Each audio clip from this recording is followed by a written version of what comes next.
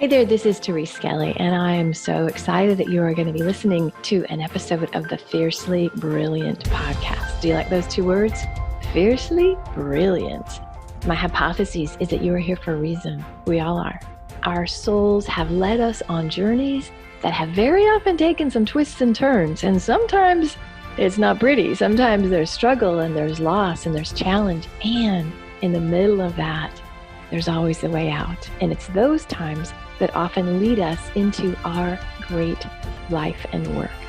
So you're going to hear stories in these episodes of myself and other beautiful people that share the journey. They share how they got to the place where they're standing, working in their brilliance, and being the powerful leaders that they are. So stay tuned and enjoy this episode. Hey, this is another episode of the Fiercely Brilliant podcast. And oh my gosh, you are going to love my guest today. So this is Monica Bijoux, and I actually Facebook friended her. And then I went to her page and I'm like, oh, good hell. Like, wait. Like, you need to be on my podcast. And she goes, okay, you need to be on mine. And so we're doing a podcast swap. But I've had the chance to talk to Monica and heard her story and the power she brings and the wisdom she brings. So I'm so excited to have you here, Monica. Welcome. Thank you so much. Oh my gosh, thank you for that. It is truly my pleasure. Awesome. So tell us what you do today, because you have such a crazy, amazing career. Oh my gosh. And you have a wonderful business today. So what is it that you do today, and what do you love about it? Yes. So I have my own business, but I'm also an officer in the military, serving as a mental health therapist, working with trauma. And then for my business, I help high achievers, especially military veterans, become entrepreneurs by taking their ideas and turning them to thriving and successful business. And I'm a podcast host, as you mentioned. I'm a best-selling author, international speaker and trainer, and a couple other things. So. And what I love about all those things is the fact that I get to help a person move forward in their life. Yeah. You know, I know from my own journey that I've had obstacles. People have come along and attempted to get me off of that track. And so for me, I feel like my purpose, my divine purpose is to really help people get unstuck and give them that sense of hope that you can do it and you can become anything that you put your mind to. So that is what I love about my business, is giving people that inspiration and hope that they can do their own thing. That's why you and I are very similar in that, right? I was a therapist as well. So when we found each other, it was like, oh my gosh, sister by another mother, right? Like totally. So how did you, can we just say you're a little smidge of an overachiever? Like you have kind of a lot that you do. So how did you get to be both an officer and an entrepreneur, and just figure like, what was that journey? Did you start out being like, I know I'm going to do this? Did people encourage you? Like, how in the world did that go? No, it all started honestly where I always knew that I wanted to be a therapist, a counselor, because I've had a rough life, filled with a lot of abuse and different things, homelessness. And I just had a passion that I wanted to make sure that people didn't go through what I went through. That was my initial thing, like to be a therapist. And I didn't know how that was going to happen. And I kept getting this spiritual download because I'm very spiritual. And it was like, I could not get peace around it that I was supposed to go into the military. I'm like, no, Lord, obviously you got the wrong person. I mean, by this time I'm in my 30s and I was getting my master's in human resources. And it just became this nagging feeling. And finally, when I rendered to it, I end up commissioning and coming in the military at the age of 37. I was 35. Well, actually earlier than 35 when it started. But I remember calling the recruiter and saying, I'm 35, right? So isn't that too old? And I actually was hoping that they said yes. And they were like, oh no, what are you coming in as? And I said, therapist. And they go, oh, it's 42. I'm like, no. So that started the military journey. And before I came in, I was actually working as a business coach, really helping using my human resource degree and helping businesses become successful, helping them organize, because I love organization, helping them organize, taking their ideas, turning it into something that's going to be great for them. And then when I commissioned in the military, I had to take off that business coaching hat because you can't be an officer and have your own business. However, once I came in and I started working with individuals, I was seeing how when they were getting ready to transition, they were struggling because their uniform and their rank identified them. But you get out of the military, you don't have that identification anymore. Right. So I found myself now putting back on the business hat, the coaching hat, taking off the therapy hat because you can't mix the two, and helping them now find their purpose, discover what they wanted to do, and get into that mode. And so that's how I actually talk about my two loves collided, because it's a win-win for me to see people be successful in their life as well as in their business. And so it just became a no-brainer. So when you do something you love, it doesn't seem like it's work. Oh, that's so true. I love that. But let's go back. I like to go back to the backstory. You just rushed over, homelessness, abuse, and we're not here to rub salt in the wound. But a person that has here's the paradox. A person that had that background does generally not end up as an officer with advanced degrees. So what was it in you? How did you persevere? And not that everybody listening to this is homeless, right? But everybody's had their struggles. We've all had our personal traumas, whatever that is. And so having both been a victim of trauma and now serving people with trauma, how do you people get out of letting their history not be the thing that defines them? Honestly, it's I actually literally just wrote an email about this where a first grader saved my life. And I was talking about my father, because my dad had never got past first grade. And when my mother put me out, a week went by, I was staying with a friend and just attempting to figure out my way. I finally got in touch with my dad, and he sent for me to go back to Louisiana. But the thing about it that I thought was so impressionable, even though my dad didn't have any education, he knew that I needed to be at a school that would, I'm going to say, was a divine intervention. He ended up putting me in a college preparatory high school. And what was great about that, I grew up being told I was stupid, dumb, ugly, just all the negative things. But I realized when people say those things to you, they're talking from their own truth about themselves, because they don't feel like they deserve or will be. So you give what you have inside. And when I got to, and I was super smart, I always was smart. Stuff came to me very easily. And so when my father, he could have picked any school he wanted, but he knew to put me in this school. It was the type of school that if you got below a C, you got put out. Oh, okay. Yeah. And so High it was expectations. that. Yes, very much so. And for me, it was simple and easy, but I had teachers that pushed you. But it was weird, because when my mother put me out, I remember her telling me where not to go. Don't go by so-and-so's house. And for some reason, I got this sense, and I looked at her. I remember I was looking at, we were down the stairs, and I looked at her and I was like, lady, you can't tell me what to do. You put me out. And it was weird. With my trash bag of clothes, mind you, How old were you? How old were you when she I was 15. I was 15. No. And so had my little trash bag of clothes and went tromping. It was dark outside too. And so when my father sent for me, I felt like I found who I was. I found myself, because I was at a school where there was people that played sports, but they were smart. And then I had people that was just smart and they were just in the books. And so I was able to find my balance, because it didn't matter if you didn't have to worry about jocks or nerds or any of that, because we all were nerds. We all had A's and B's. And then we all, and the ones who played sports, we played sports. And so I literally was able to spend time knowing who I was and what I didn't like. And of course, there was some more stuff that happened after that when my mother sent back for me. But because I got pregnant at 16, had my daughter at 17. So more journey to all that. However, my daughter was the next person that saved me, because I was determined to show her that you don't have to let life dictate your past to dictate who you're going to become. So I got my undergrad. I graduated at 30 to prove to her that she can become something. And so that was, the story of how I just persevered. I had the other people were my encouraging, and it's the ones that you least expect it to be, but those were the ones that kept me motivated. Story. Oh my gosh. So I hear a couple things. I hear divine intervention a lot in a lot of your stories. And that I teach that. And that's the thing we have to know, is that God's always got us. There's always, even in what seems like, oh my God, I'm homeless, I'm kicked out.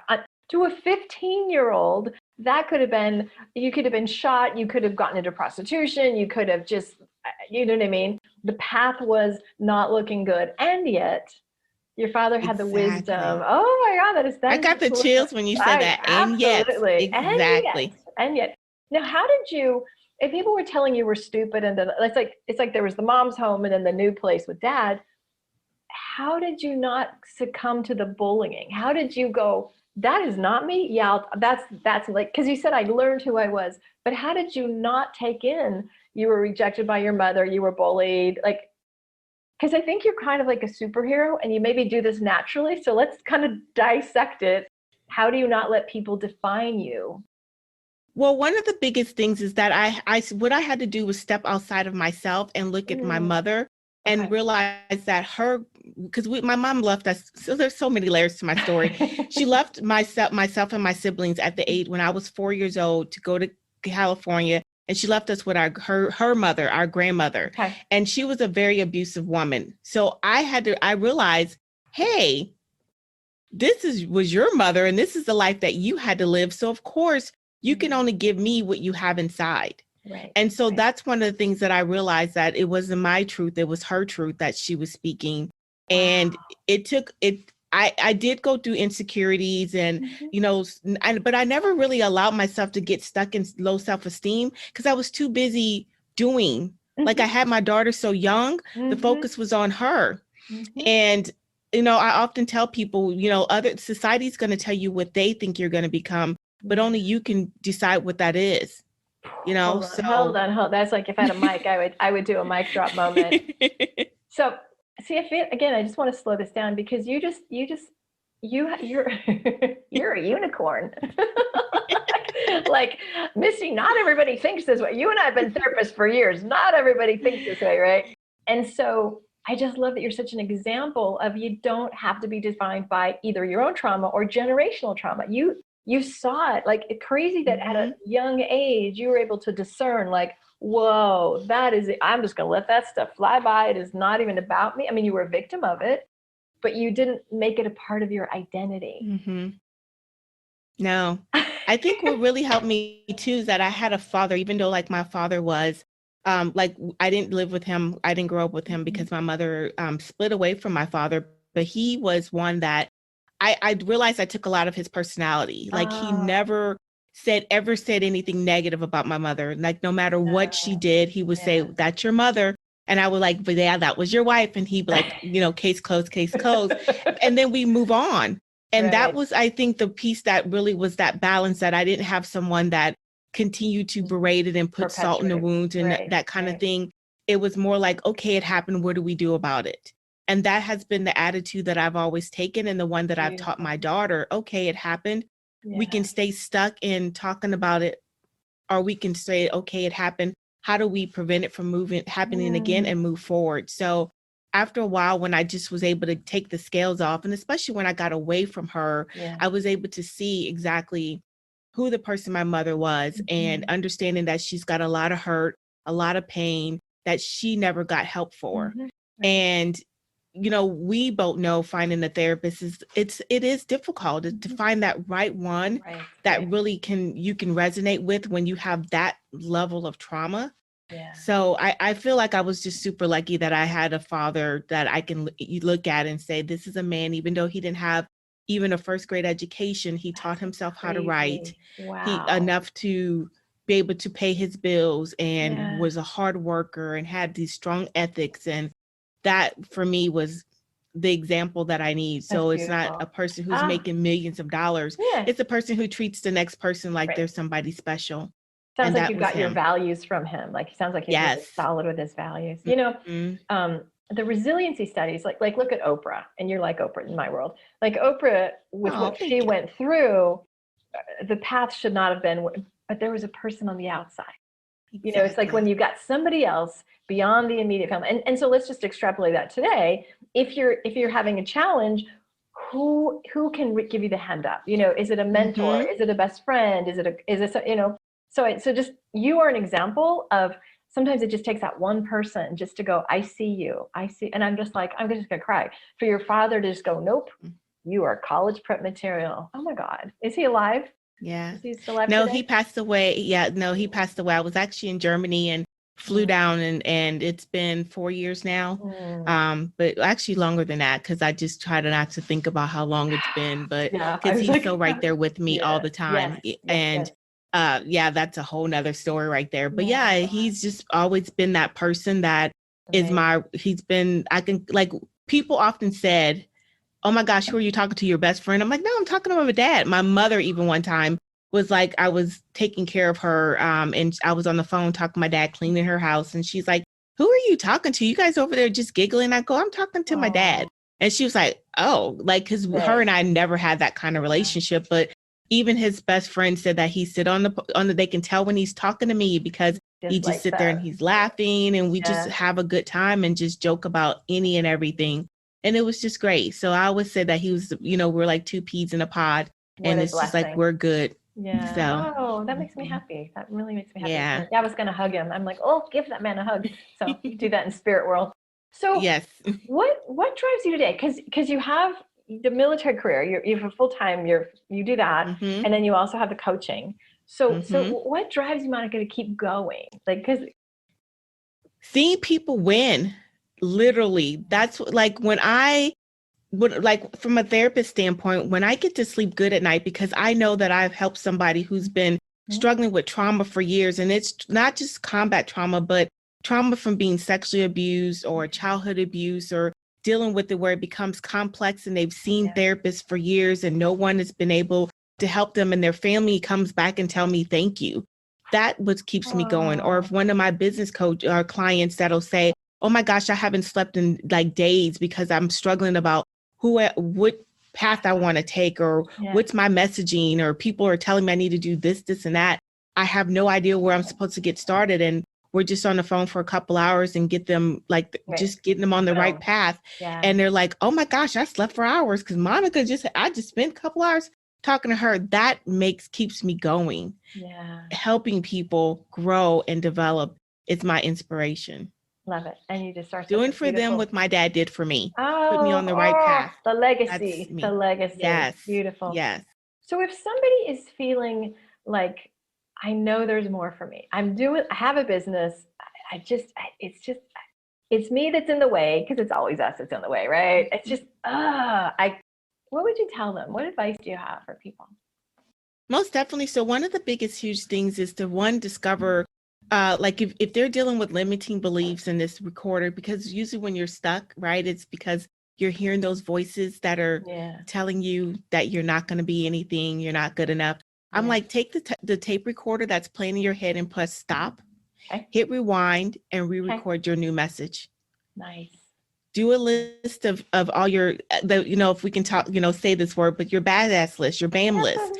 Write a list of all the things that you've accomplished, and do it from a task place, because most times when we've gone through something, we don't feel like we're good enough. But when you're writing a task list for somebody else, you're able to say, oh my gosh, you're a star. You got this, you've done this, you've done this. Got it. And then that way you can go back whenever you're feeling that moment of discouragement, you can go look at this list and go, oh my gosh, I've accomplished that.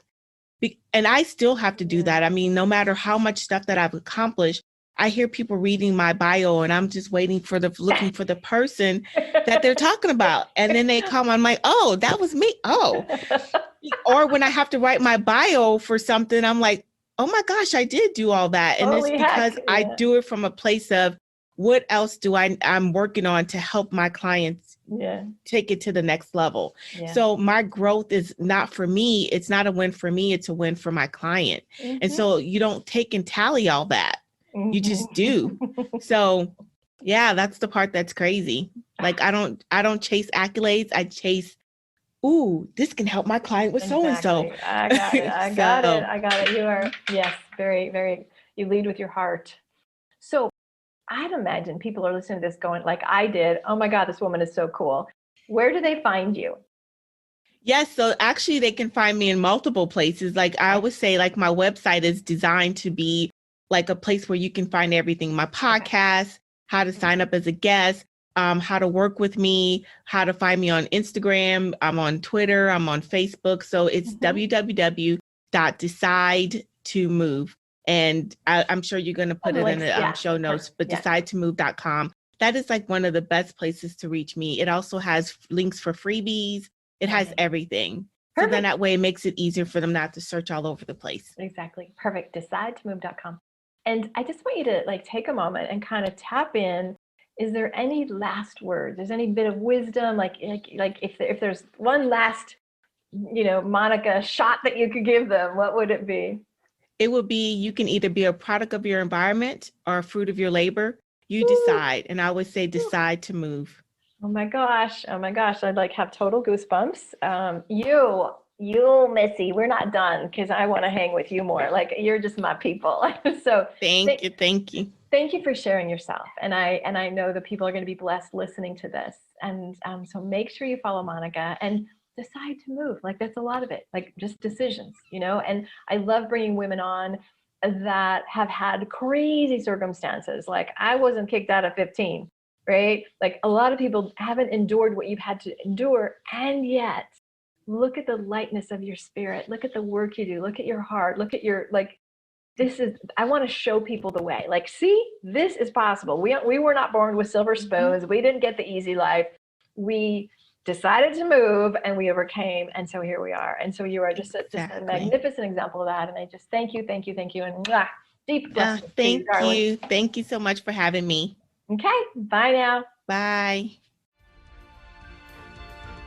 Hey, this is Therese, and I'm so excited that you were with us today for another episode of the Fiercely Brilliant podcast. If you are inspired to get to that brilliant place, if you heard some wisdom today that made you think, yeah, I need some help in that area, I would encourage you to have a conversation with me. Super simple. You just go to thereseskelly.com/let's connect. It's a no charge, no pressure conversation. And if I can support you to clear the blocks, to really step into that brilliance, oh my gosh, it would be a delight. And I'll be honest with you, we'll just have a great conversation and see where we can take it. Peace and blessings. Bye.